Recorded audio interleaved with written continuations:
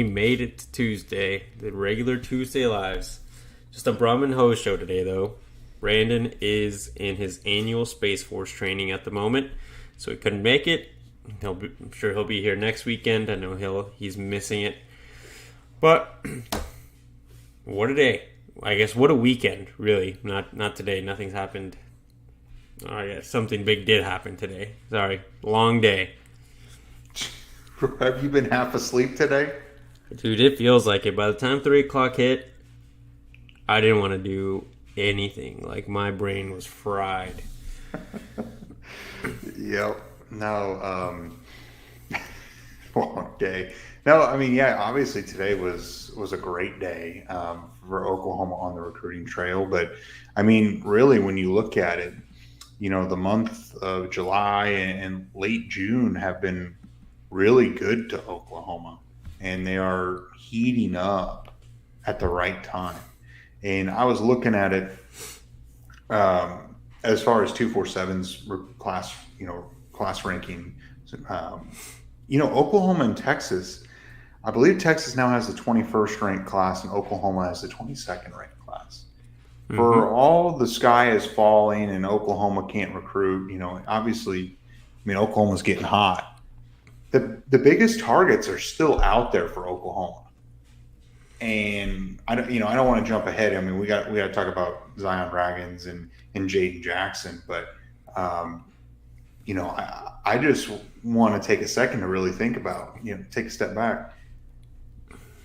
22nd right now, and you have all your 5 stars still not accounted for in this class, and you just went head to head and beat out a Miami and an Alabama for Devon Mitchell, and then you beat out Texas and Ohio State and Miami for Jaden Jackson, and then you win today, with Zion Ragins, and you beat out Georgia, and was it Georgia and Tennessee? I can't remember his other. Yeah, that's huge. I don't think that can be understated. Yeah, it's getting. I think this is going to be pretty much the MO. I mean, just like Oklahoma, Texas still has a lot of 5 stars on the board too. I mean, they're still the favorite for Colin Simmons. I think they're pretty sure they're still the favorites for Kobe Black. So Oklahoma and Texas are going to be climbing the rankings and recruiting probably here over the next month, and they're going to stay pretty close.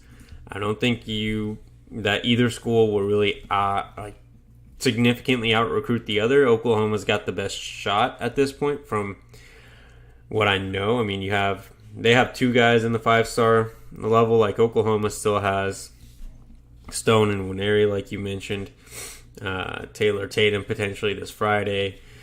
And then once you get into the season, I mean, you could still add another 5-star in Dominic McKinley later on in the year. I mean, he's not going to commit potentially until January. So a lot of bright spots here. I mean, I guess we'll see what ends up happening.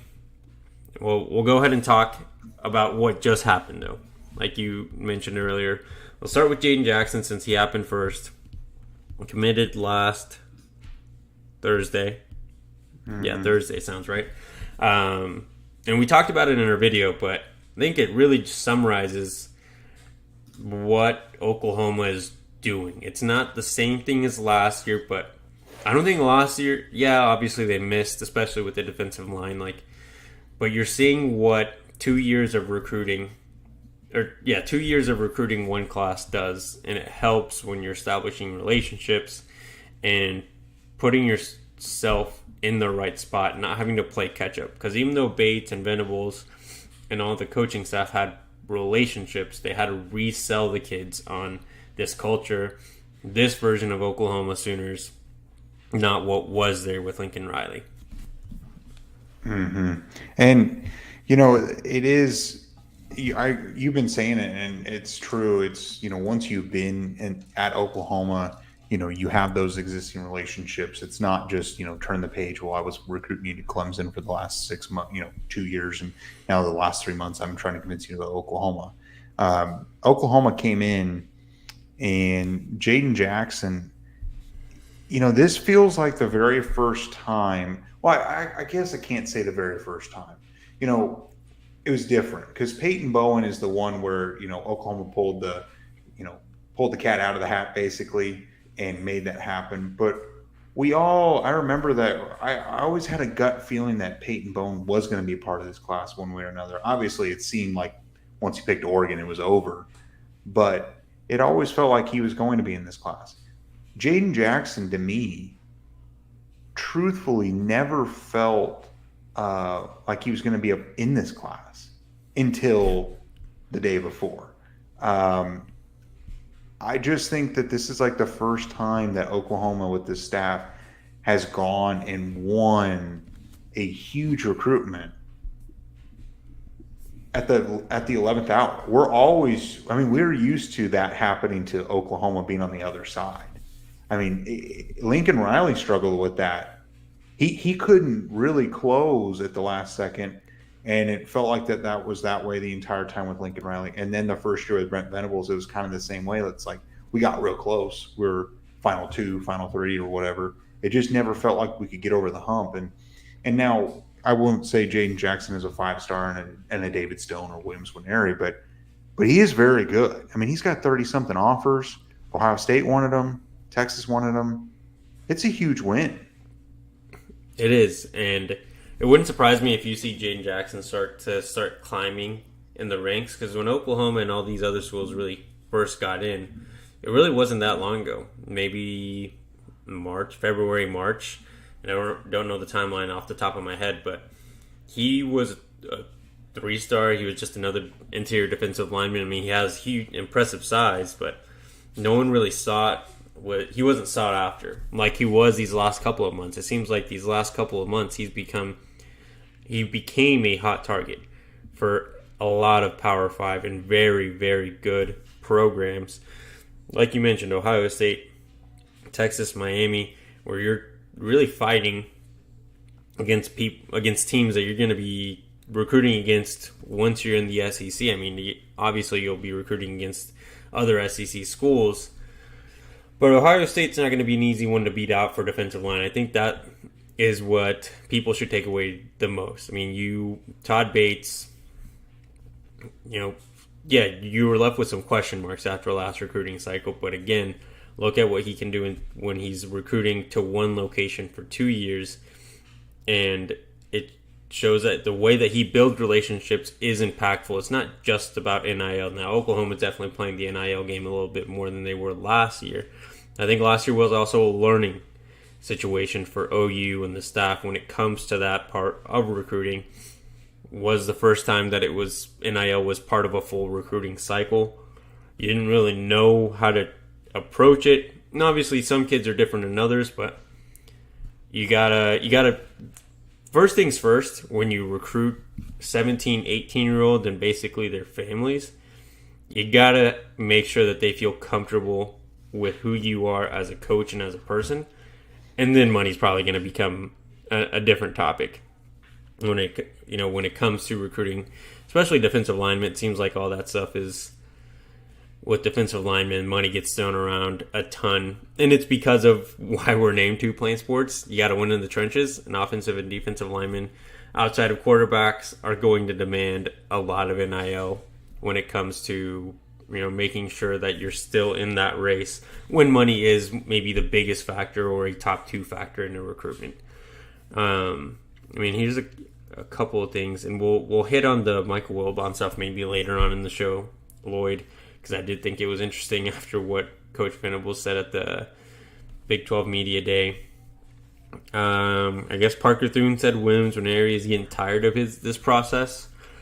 I think he is expected to be on campus for the next weekend, whatever it is that the event is called, with his teammates Party at the Kamari Palace. and Isaiah.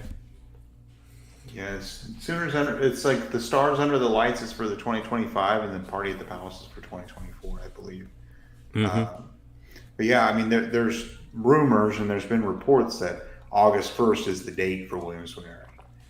Again, I feel like that is a date that's being talked about, but it's kind of like Peyton Bowen, I felt like, had 75 different commitment dates that were never he never publicly claimed, but he was telling reporters that. And I feel like we might run into that with Williams Nwaneri, but it does seem like he will be done um, before the start of his senior season. And where he goes at the end of the month, if he goes to visit Oklahoma or he goes to visit Georgia, I think that is what will give you the ultimate, like, this is probably where he's going to go. If he goes and bypasses Oklahoma and goes to Georgia, that's when I become a little bit more concerned in my mind. I really think Oklahoma is the school to beat still. And I've seen a lot more of Missouri recently becoming maybe number 2 in this race. And we talked about it pretty much for the entire time of this 2024 recruiting cycle.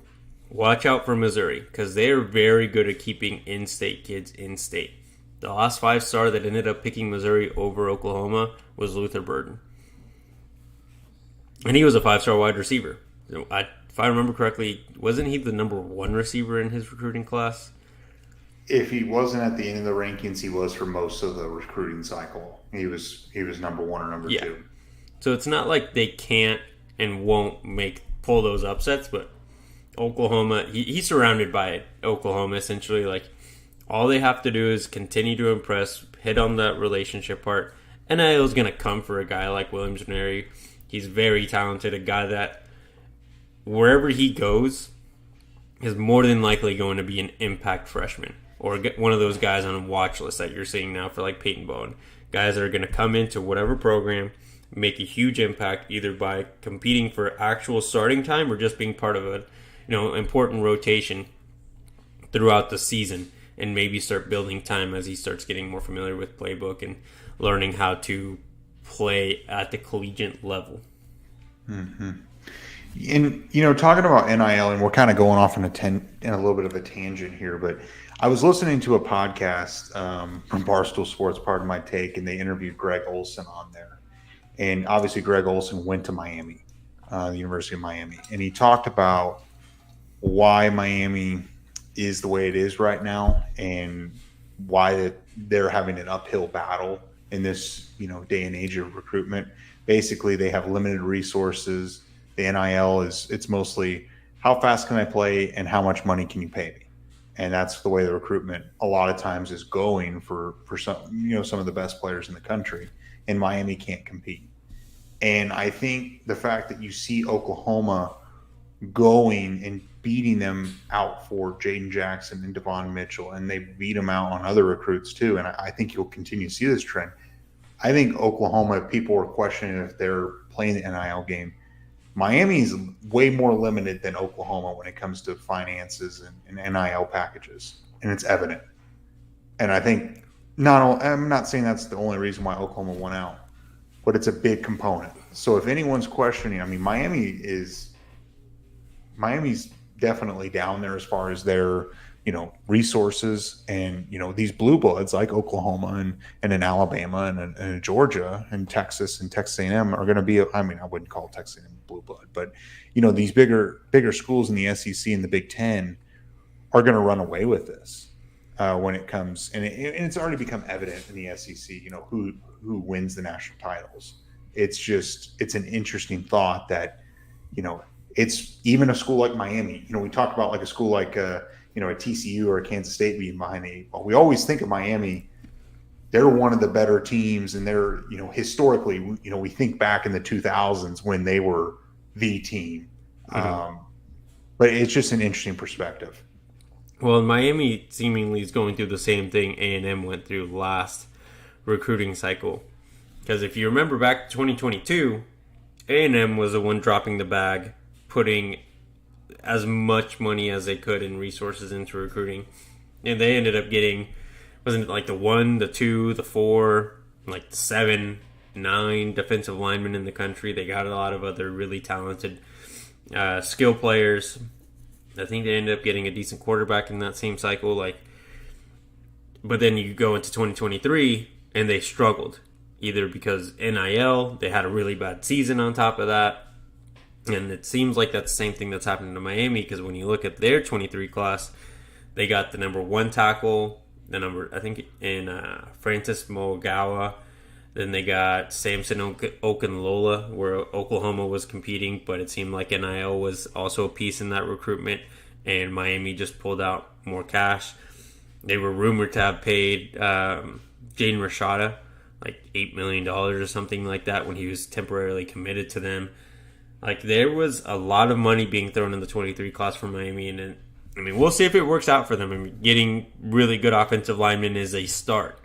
But can they build around that? Do they have a decent quarterback? Can they get skill players? How's the defense going to look? Like, they've still got some ways to go, but it seems like the cash flow thing that you mentioned is definitely becoming apparent in this cycle because a school like Oklahoma that didn't take that aggressive approach in year one and is now more understanding of how to approach NIL and not be conservative, but know when to be aggressive and maybe when to hold back. Much better at negotiating, I guess. You can't give all the money to every player. I mean, at the end of the day, you have to pick and choose, and money isn't everything. By Cock. I also saw Mike's comment about talking about the heat wave. It is, Jose, I know you're in Phoenix, and it's hot in Phoenix. But, man, today, I mean, the heat index here in Tulsa was 114, 110 or something. I mean, it is hot. Welcome to the 1-teens. I think we were 113 today. Jeez. But yeah, it feels different. We're just toasting. You guys are sweating and getting toasted. Yeah, and man, we're north of 100 viewers right now. So if be sure to like and subscribe and turn that notification bell on. And for everyone that's just tuning in, and you haven't been here before, we are doing every night at 8 p.m. or every Tuesday night, at 8 p.m. We're doing this live stream on a weekly basis. This is our night, so be sure to put this on the calendar. If you turn the notification bell on, you will not miss it. So, but yeah. So talking about Jaden Jackson, and just the last thing I want to add about him before we move on, and we talked about it in our breakdown as far as, I remember mentioning it and, instant reaction. I think the fact that Oklahoma got him, I believe he's 6'2", 320 pounds going into his senior year of high school. This is Oklahoma's first true nose tackle that they have gotten in quite a few cycles. And at that, a very highly rated, not a last second offer kind of roster filling kind of guy. I mean, this is a coveted player at a coveted position. We have struggled defending the run, getting pressure up the middle, and the linebackers are always having to add some extra help and, to kind of stop the run. I think Jaden Jackson is the first guy that Oklahoma's gotten in the recent memory that can help turn that around. And I think it is absolutely massive, and it's a huge positive sign for Oklahoma moving forward, because this is something that they needed, and they need more. Mm-hmm. But this is a start. Yeah, and if you don't believe Brum, just go to David Stone's timeline, and he called him one of the best defensive linemen in the country. And that's his current and potentially future teammate. So it's not like Jaden Jackson's some, like Brum said, some roster filler. He's going to be a pretty impactful guy. We'll see if it can be year one. Playing that position, you're probably going to need to add a little bit more weight. Not that he can't do it by the time he gets to Schmitty. You just got to be able to do it at the collegiate level. And it will take some growing pains, like anyone that expects him, if he does play freshman year, to be, one of the best defensive linemen in the country. Probably tamper those expectations. Going to make a lot of mistakes. But year two, as a sophomore or redshirt freshman, dude's going to be very pivotal to that defensive line group. Moving on to the next guy that did commit today. Like I did forget earlier, but he committed earlier today. Zion Ragins, 4-star wide receiver. Brandon has compared him to Hollywood Brown. Many others have compared him to Hollywood Brown because of his size. Dude's a speedster. We talked about him again in a breakdown earlier today in a video we released. But he adds a dynamic to the offense, and he mentioned it in all the quotes that you guys may have seen on Twitter or Facebook. He has been told by the coaching staff, just like we mentioned in our pretty much covering his recruitment, he adds a dynamic to this offense that is going to be very interesting and fun to watch by the time he does get to Oklahoma, because his size and speed isn't something that Oklahoma has. I mean, you have Gavin Freeman, who could be that guy, but I think you expect Gavin Freeman to be more of a maybe slightly faster Drake Soups, where he's going to be, your safety blanket potentially. And he kind of showed that he could be that in the few snaps he had last year.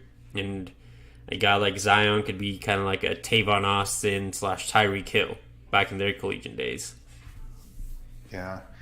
Before I start talking about it, do you have a dip in? No, I wish. It looked like you did. I didn't think just gum. Just gum. Okay. But yeah, so as we talked about in our video earlier today, if people can't tell, we sometimes pre-record. We sometimes pre-record some videos, and things might not be totally perfect on there. But Zion Ragins is the cherry on top in this scenario for this recruiting class, for the 2024 wide receiver class. I mean, what does Oklahoma have now? 14 commits, and 6 of them are wide receivers. Yep.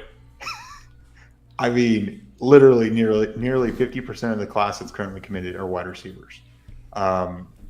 Emmett Jones is on fire, and I know that people were hoping that you land the 5-star and Bryant Wesco, but things happen, and he decided to go elsewhere. But now with the class of 6, I mean, could Ivan Carreran go and play tight end potentially? But also, I could see him staying. I mean, Oklahoma needs 6'6" wide receivers. He does add a dynamic, and they didn't just add Zion Ragins. They added KJ Daniels, both at 5'9", both literally at like 165 pounds, smaller guys. And actually, I think I saw a Hayes Fawcett post that Zion's 5'7". He's tiny, yeah, he's a tiny, tiny guy. I mean, we're talking like Chapman McCown size almost at that point. Mm-hmm. And that is true. Stink-ass cat. I mean, people were talking about not having enough wide receivers. And when you look at this 24 class, this is the foundation of Oklahoma's wide receiver room going into the SEC. Do they all contribute year one? Probably not. Do you have one contribute year one? Probably, to some degree. But Zion and KJ Daniels adds the dynamic that Oklahoma needs as far as the speed. And do they go get Terry Bussey? I would love so. I'd love them to do it. But to convince a 5-star that you need to join this wide receiver class and be this 7th wide receiver, that's really hard to sell. I mean, at this point, 6 to me is a little hard to even sell to 4 stars. I mean, I feel like now we're kind of turning into Texas A&M of the defensive line a couple cycles ago when they had 6 or 7 top 20 defensive linemen. And I'm not saying that Oklahoma, we're going to get no production, everyone's going to transfer out, but this is a class you don't see very often, and Oklahoma identified this being an issue. Mm-hmm. Well, it goes back to the 2023 class. You only secured one. At the end of the day, you only got one guy. And it was, some extenuating circumstances that kind of put you in that position, but they addressed it quickly. They went to the transfer portal with Emmett Jones, got Brennan Thompson out of Texas. They're developing the guys that they had there. Did they have another guy? Andrew Anthony. Yeah, I knew I was missing someone. And then now you're adding potentially 6. I mean, you still have to wait till signing day to say officially adding 6, but you're looking to add 6 wide receivers to that room. Someone said it earlier. If wide receivers start transferring out, I don't think it should come as a big surprise, because you're adding a big group out of the high school ranks. And like you mentioned, they could still go get Terry Bussey. Now, is it going to be realistic? I doubt it. I think at this point it seems like over the last couple of weeks, Oklahoma had a little bit of momentum, but A&M has since taken it. And I think they've received a couple of either feature casts or crystal balls or whatever the fuck from all these other from all the recruiting platforms. But if somehow I mean, and it's still very possible because I don't think Bussey's supposed to be committing till sometime towards the end of his high school season.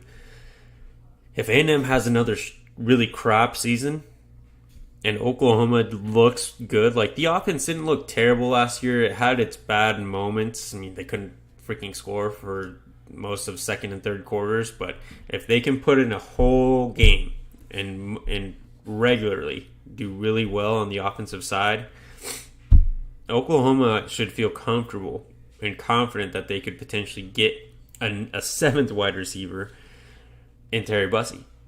And even if he doesn't want to play wide receiver, he's one of the best football players in this class. I mean, look at his statistics. He does everything. So you could really just add him to a mix of just skill players overall and see where he fits best. Now, probably going to be wide receiver for Oklahoma, but you never know once he actually gets to campus, if that were the case. Yeah, and someone just asked, what time does Taylor Tatum commit? It is on 11, I think. Yeah, I can't remember. Is it 11 Pacific and 1 p.m. Central? No, I think it's 11 Central. 11 Central. Okay, I could not remember. Yeah, 11 a.m. Sorry, I got sidetracked there. I just saw that comment come through. But Terry Bussey, the thing is you're right. I went on his 247. He received a couple crystal balls from Brian Peroni from Texas A&M 247, and then Steve Wiltfong as well, both A&M. Really, if Oklahoma's truly in the running here, I think he has to show up at the party at the Palace. I think that is where and you'll kind of get the feeling for a lot of recruits if they show up for that event. Because if you remember last year, I mean, I know this is like opening up wounds and everything else. The momentum and the hype around Party at the Palace, what Oklahoma was able to do last year, I know unofficially, David Hicks was there and a few other recruits, and the momentum that they got Colton Bosick to commit a few days after that, and it appeared David Hicks was silent committed, and now after the fact we know he was. I think this is the event that you close out those guys that are kind of like, yeah, I like Oklahoma. So if you have a 5-star that's kind of, going back and forth, like, where's Winery? Getting him there is huge. Now, David Stone, obviously you want David Stone there. But if there's one guy where if David Stone went somewhere else, I wouldn't sweat it as much, because Stone has been on campus this summer, I don't know how many times, like 5. I mean, he goes all the time to Oklahoma. Obviously, you want him on campus for Party at the Palace, but Bussey, you will know where he stands, and it appears that A&M is taking the next step for him in his recruitment. So, and when is Party at the Palace? I believe that is July 28th, that weekend. It's the last weekend of July. That is when it should be happening. And I think the Stars Under the Lights is the Thursday, Friday before. So what was that, the 26th and 27th, I think it is? I can't remember. It's run. They run together, and it's basically the last weekend of July. So that's right after the dead period ends. So, we're almost at 140. Be sure to like and subscribe for us. Definitely. Like and subscribe. Hit the share button. Help us out. Get your friends in here. Let's keep chatting about this recruiting, though. So, I've seen a lot of things here in the chat. Talking about Bussey. I mean, we can talk about the next guy that's potentially committing to Oklahoma.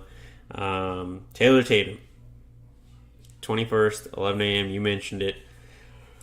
This seems like it is a long time coming, because after the June event, the Champion Barbecue, Oklahoma seems to have hit a home run. Oklahoma baseball, shout out to Skip Johnson. That staff seems to have helped immensely in getting Taylor Tatum to turn away potentially from the Trojans and look at Oklahoma and show him that OU's the place to play 2 sports and not USC, not only because OU baseball is actually pretty good, but because he knows how to manage around that football schedule. which is going to be way more demanding than baseball for most of the year. Obviously, during baseball season, that's going to be what consumes his time. But during the baseball offseason, football is probably going to take priority, especially since I'm assuming he'll be taking a football scholarship. Venables is more than likely going to want to make sure that he's present at every possible moment when it's not baseball season. And, it's funny looking at Taylor Tatum, and you see that USC is trying to trying to sell him on the idea of, hey, we did it with Kyler Murray. We can do it with you out in USC. I mean, look at us. And it actually appears that Oklahoma baseball is the one kind of facilitated that and, worked around a schedule like you alluded to. And so Oklahoma baseball knows what they're doing. USC baseball doesn't know. And Oklahoma baseball, obviously last year was a little bit of a disappointment, but they were runner up, second place in the national championship 2 years ago. Oklahoma baseball is competitive and it is good. And, this year they just struggled with some pitching. They've gotten a few transfers. You bring in a few, recruits coming in. Oklahoma baseball will be solid. And going to the SEC, I mean, you're playing in a great baseball league too. And the best football conference. And then also, I think you're playing in the best baseball conference too in the SEC. So it's a double, just having the ability to play in the best conferences for both sports.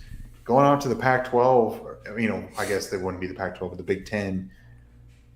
I mean, Big Ten for baseball, that just doesn't really pop off the chart for me. And, I feel pretty good, with Oklahoma going head-to-head against USC and beating out Lincoln Riley. That's a humongous win. And as much as we don't like Lincoln Riley and all this stuff, at the end of the day, it is USC and it is Lincoln Riley. That is a massive victory if Oklahoma can do it. Yeah, on the offensive side, for sure. And it just shows that, again, it's the problem maybe in the last cycle wasn't so much that the coaches don't know how to recruit or weren't doing a good job. It was the relationships weren't solid when it comes to getting guys' attention away from Clemson and other programs to now being recruited by this staff through Oklahoma.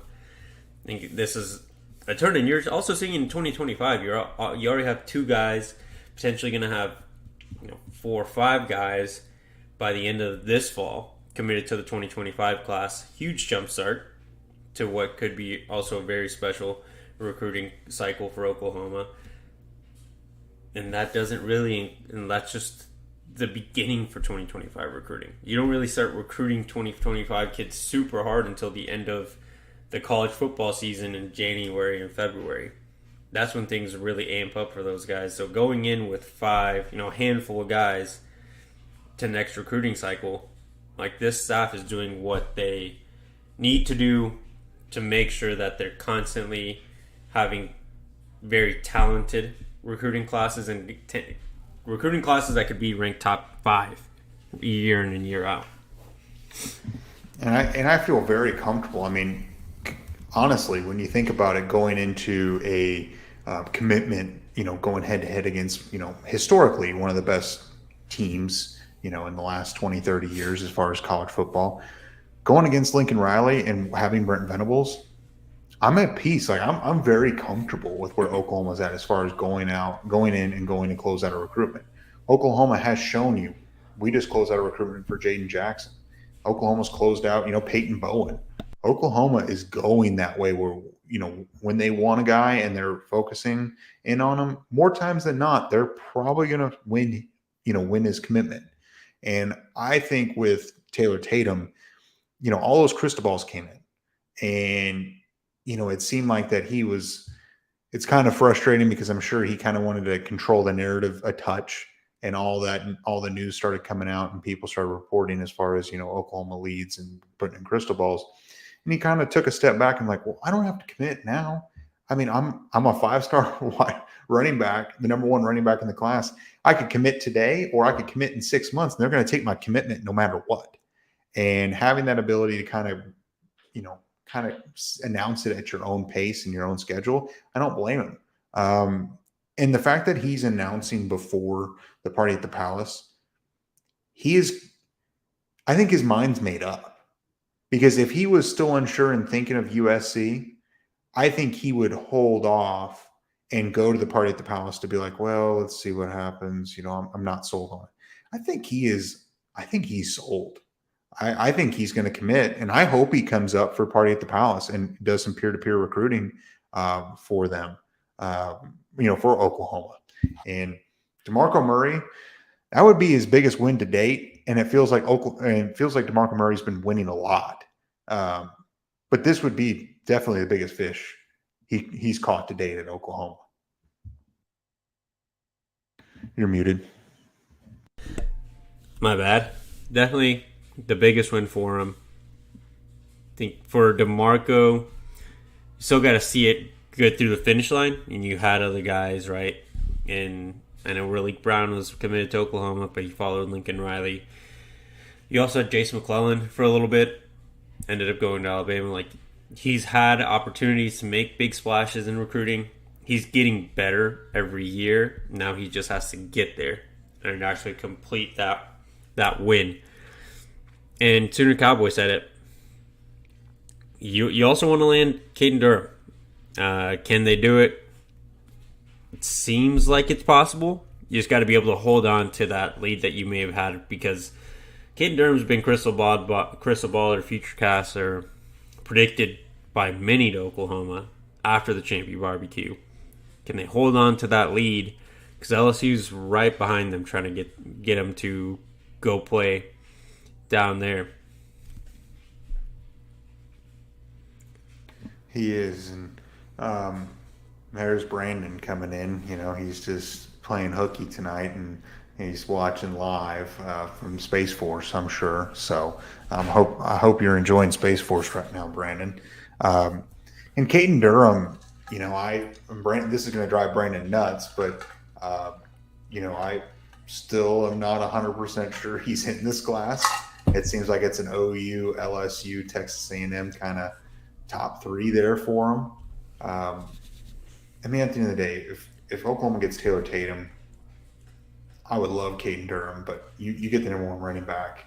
Whoever else comes with is great.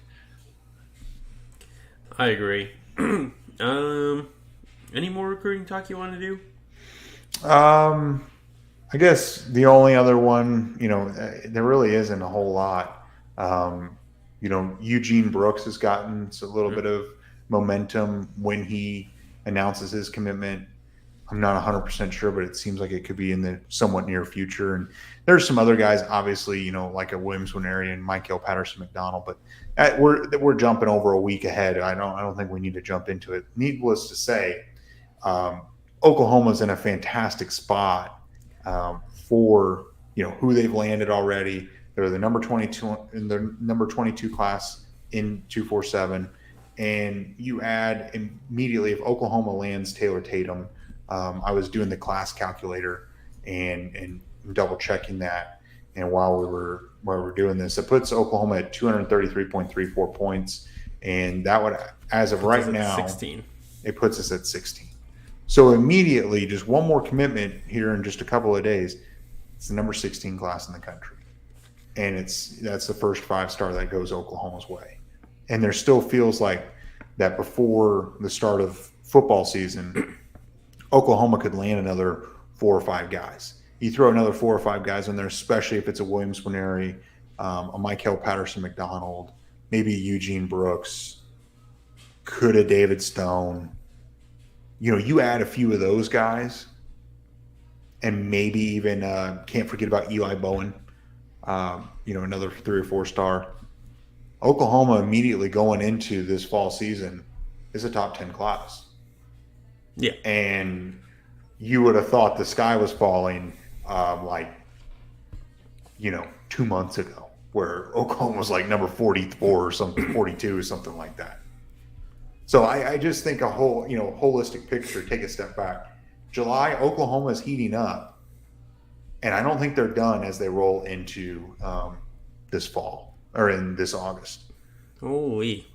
Eric coming in Eric. clutch again. Appreciate the $50 there, bud. We need D-line commits. Taylor was awesome. Who's the next? Who's next? Well, technically, Taylor's not committed yet, so he is next. He is next. So as far as D-line commits, I think that's where Eric is going with this. I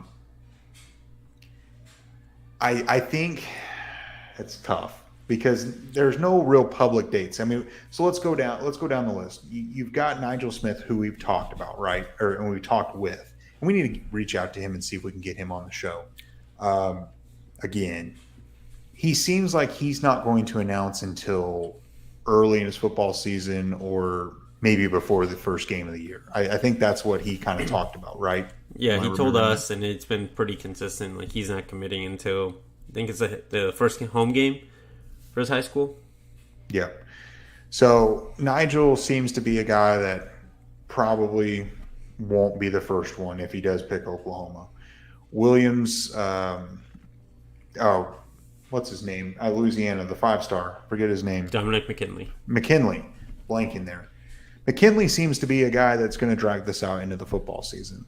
And I believe he's, if I'm not mistaken, I feel like he's announcing at the All-American game in January. That is the expectation. But think back to last year. Another guy that was supposed to commit at that point, David Hicks. So, like, Oklahoma could put some pressure and get him to commit early. Yeah. No, that's true. So I'm just going to assume since he's committed to a date, I'm not going to consider him being the first, the next one. And you go down the list and you look at like a, I guess Williams Winery. There are reports, there are rumors that August 1st is the date. I want to say that I think if Oklahoma's going to land another defensive lineman recruit in the very near future, I think it's him, or David Stone. I think in that 2 to 3 week span in August, after the first, going into the first game in a high school game, I think one of the two will commit. They might both, I really think that they're both about done. Yeah, well, and like David Stone, I know he's never said a date publicly, but pretty consistently he said he'd like to get it done before his senior season. And it was rumored it might be this month. Could be, early August, which aligns with before football season. So there's one that before his high school season, it could be David Stone. If Williams Winery does commit August 1st, it seems like he'd be the next guy. But going into football season, I don't think it's crazy to assume that you would have secured the number 1 and the number 2 defensive lineman in the 2024 class, carrying a ton of momentum. Then for Braden Platt and Nigel Smith, who are early on in September, you just got to commit. You just got to close on these guys who are not going to be easy to do, but they can do it.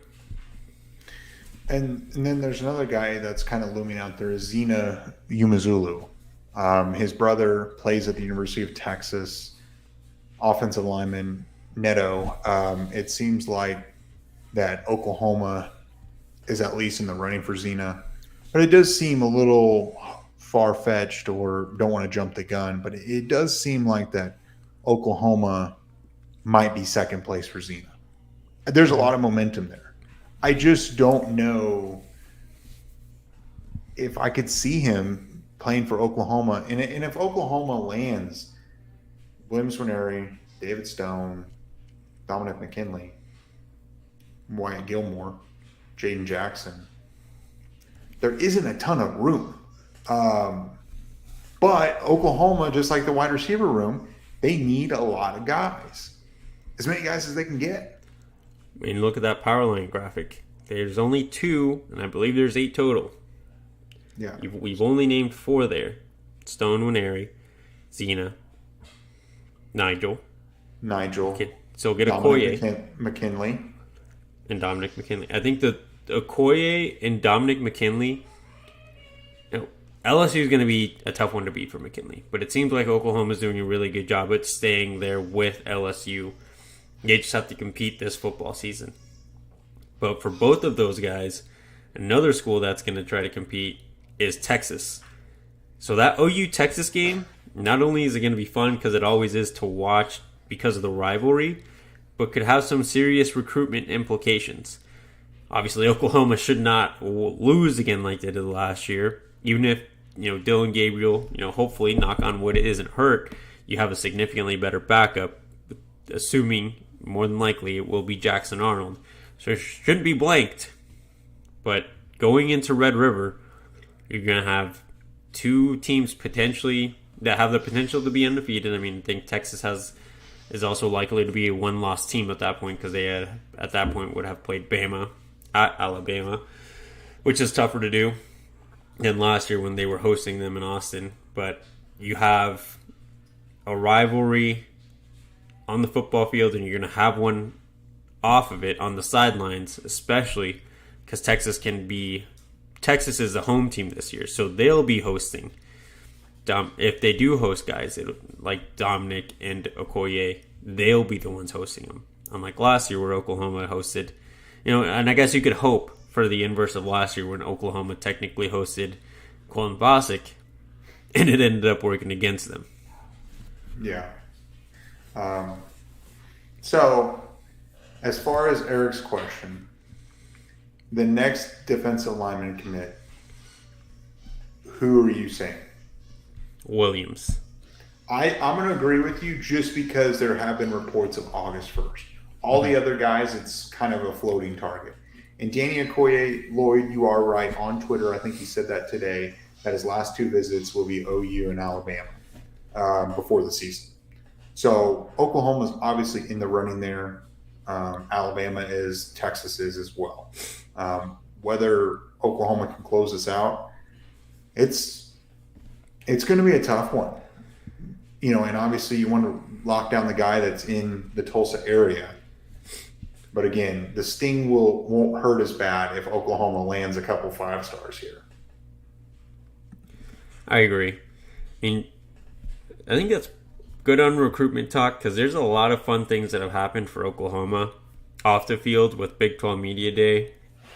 And Brent Venables has been feisty in his pressers. I think the first thing he said was kind of shit-talking Miami.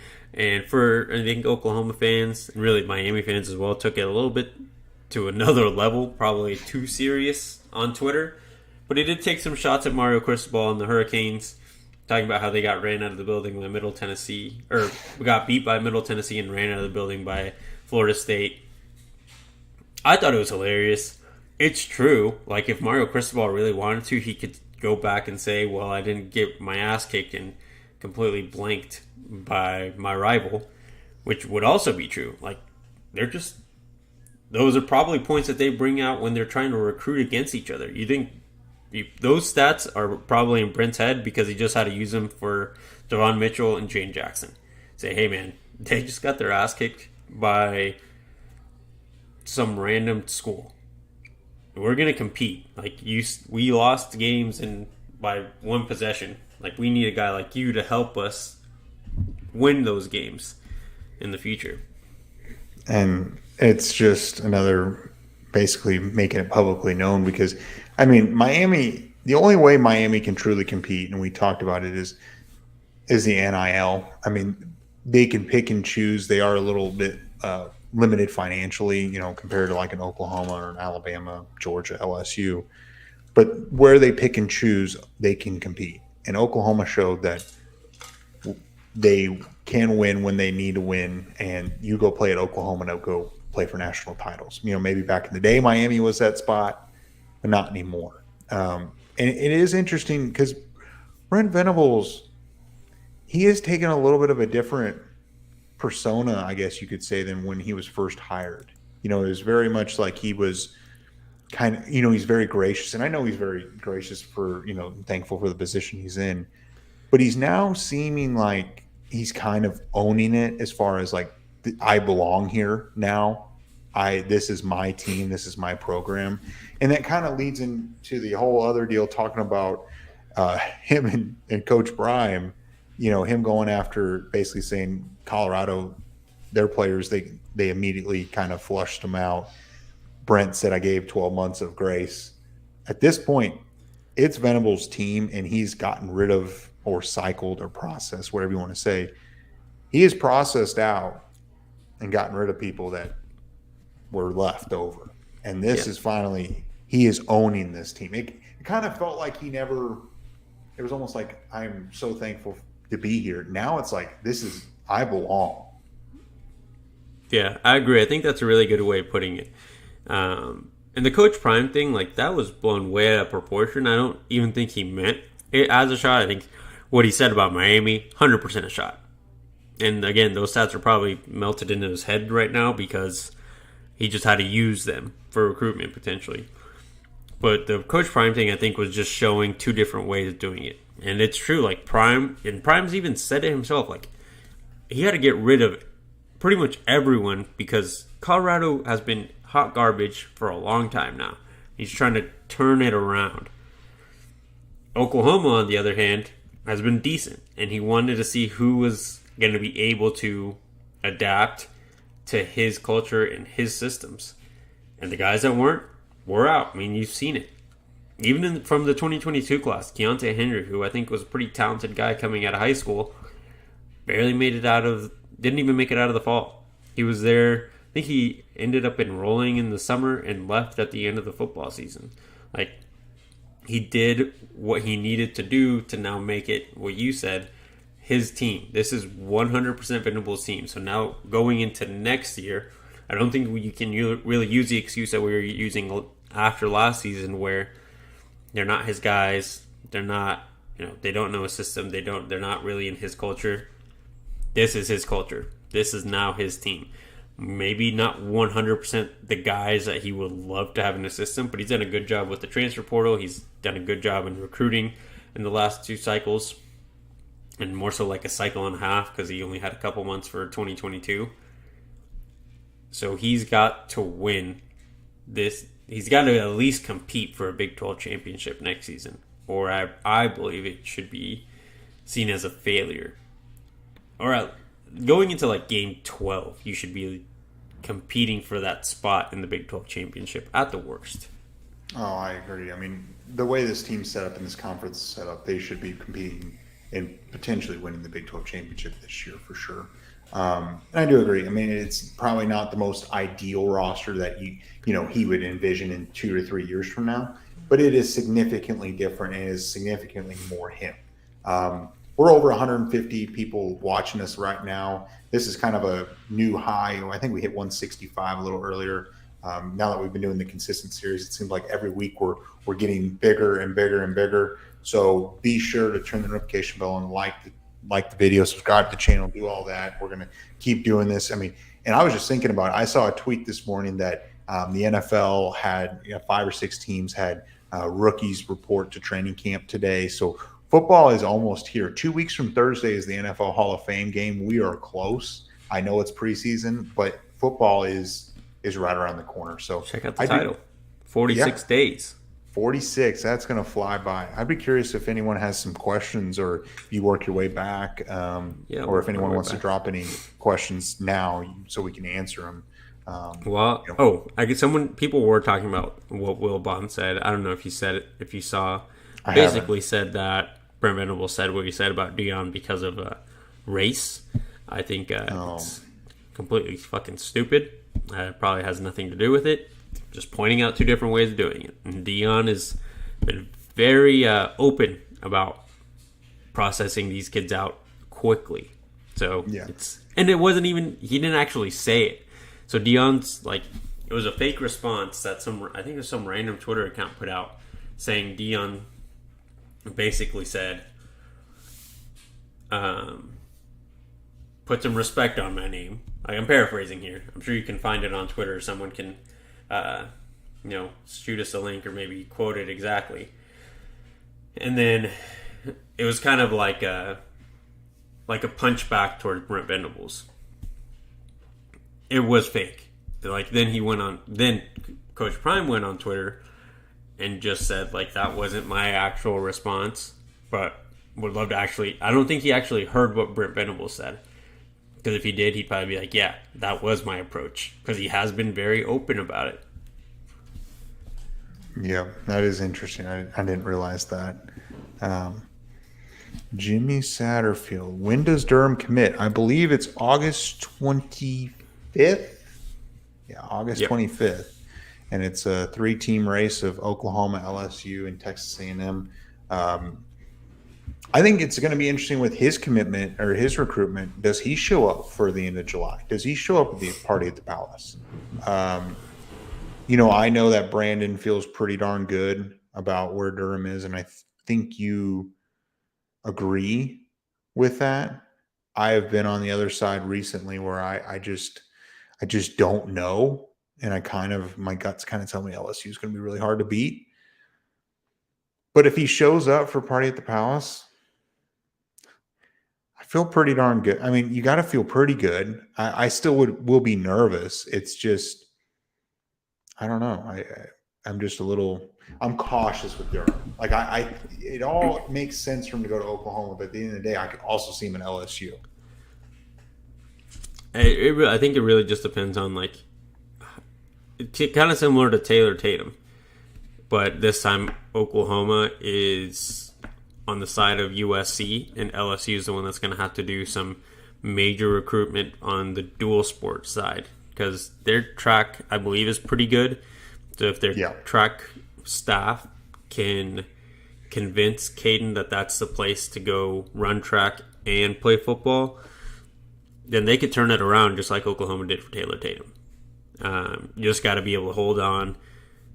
And Oklahoma, the good thing for Oklahoma with Caden is he is technically a legacy, right? Like his mom ran track at Oklahoma during her time in college, so that helps. I mean, he's got a connection to the track team, so I think that helps him envision himself in a Sooner football uniform and the Sooner track uniform.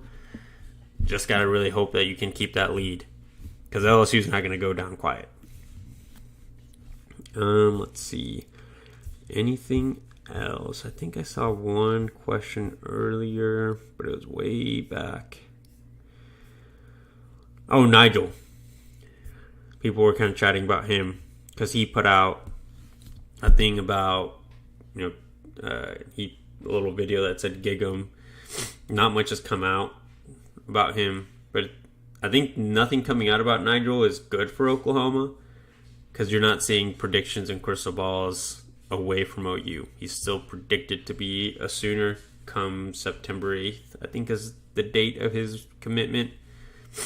So you got to really see what, I guess, these next couple of weeks where they can go take visits again happen. I don't know if he's supposed to be on A&M at the end of this month, so we'll have to see.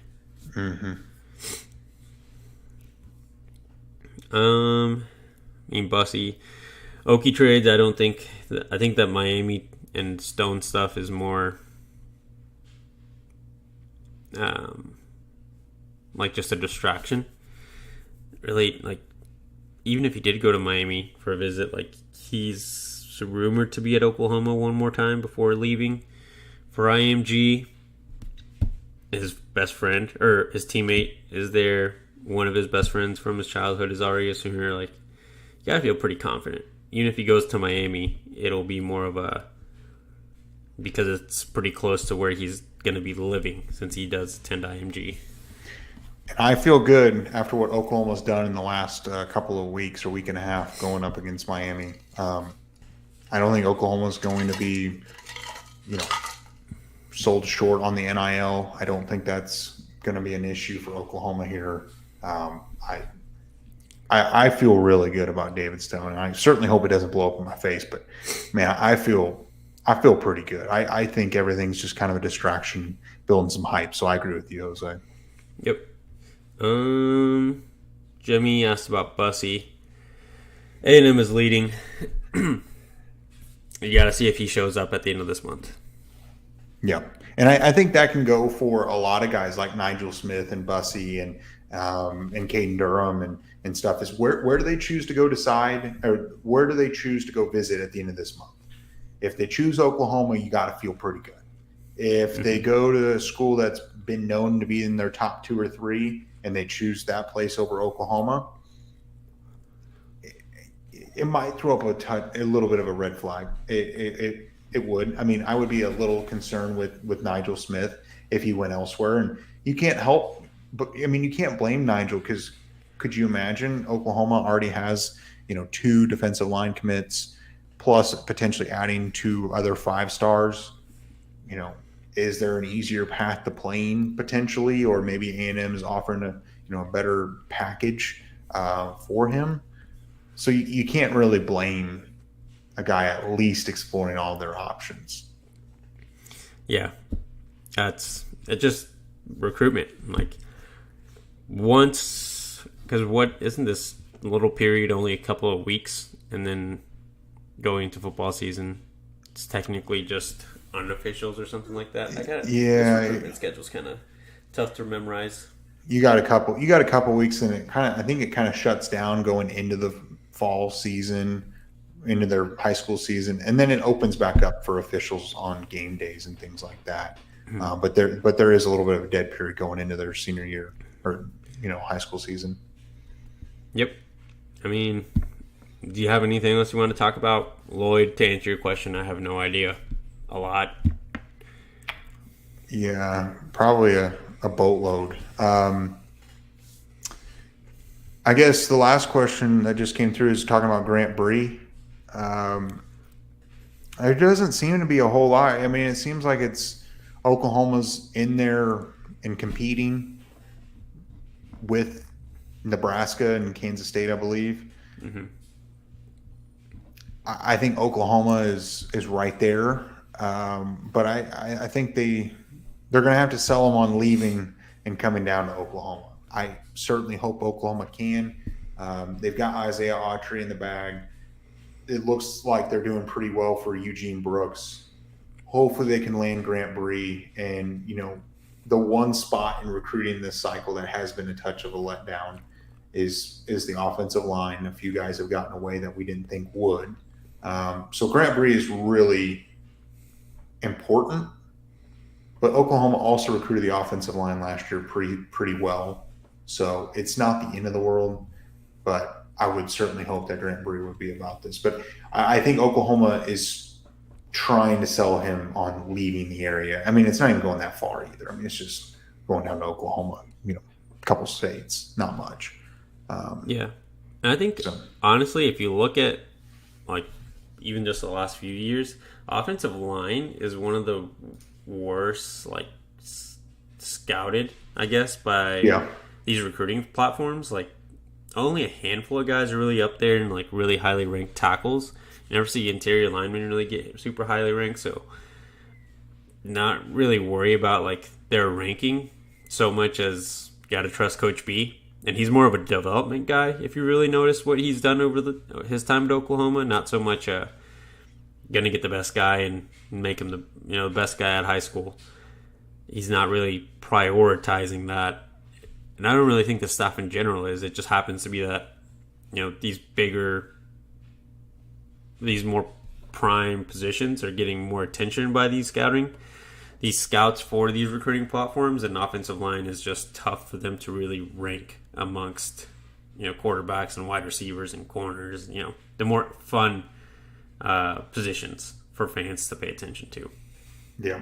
So, I'm pretty solid stream, I would say. I mean, I think we touched 165, 168. I think it was 168. So definitely our highest in recent memory.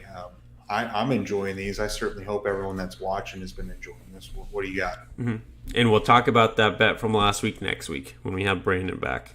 Oh, yep. Got to talk about that. So for sure. So, well, I think that's all I've got. So be sure, if you haven't already, subscribe, turn the notification bell on. Remember, every Tuesday at 8 p.m. Central, we are going live to talk recruiting, Sooner football. As we go into the football season, we're going to be doing that. So be sure to hit the subscribe button so you can see us and hang out with us. And we'll continue to grow the stream and share it. And we'll catch you guys next time.